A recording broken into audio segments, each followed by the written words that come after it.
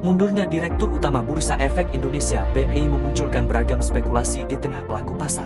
Sebagian menilai langkah ini berpotensi menimbulkan gejolak kepercayaan, sementara yang lain justru melihatnya sebagai sinyal perbaikan tata kelola. Lalu, bagaimana sebenarnya dampaknya terhadap ekonomi nasional? Dari kacamata kebijakan, pengunduran diri ini tidak bisa dilepaskan dari dinamika yang terjadi di pasar modal dalam beberapa waktu terakhir. Salah satu titik krusialnya adalah tidak segera ditindaklanjutinya masukan dari MSCI, yang kemudian memicu koreksi pasar cukup dalam.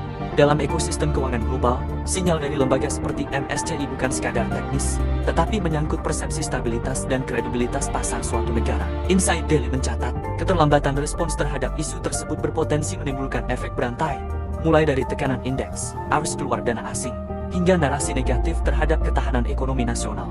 Dalam konteks ini, langkah mundurnya Dirut BEI justru dapat dibaca sebagai bentuk akuntabilitas institusional, sebuah pesan penting bahwa kesalahan strategis tidak dibiarkan tanpa konsekuensi. Di saat yang sama, pemerintah menegaskan bahwa perbaikan fundamental ekonomi sedang dilakukan secara menyeluruh. Reformasi di sektor bea dan cukai serta Direktorat Jenderal Pajak menjadi salah satu fokus utama. Puluhan pejabat telah dimutasi, dan langkah lanjutan masih terus berjalan.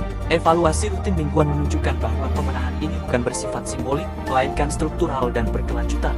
Tak hanya itu, penguatan peran lembaga penjamin simpanan LPS melalui tambahan modal juga menjadi bagian dari strategi menjaga stabilitas sistem keuangan.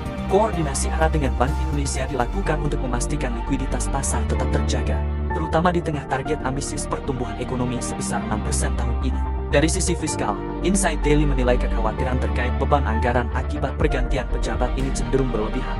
Tidak ada tambahan tekanan fiskal yang signifikan. Justru, dari sudut pandang investor, pergantian ini mempertegas pesan bahwa pemerintah dan otoritas pasar tidak ragu mengambil langkah tegas demi menjaga kepercayaan jangka panjang.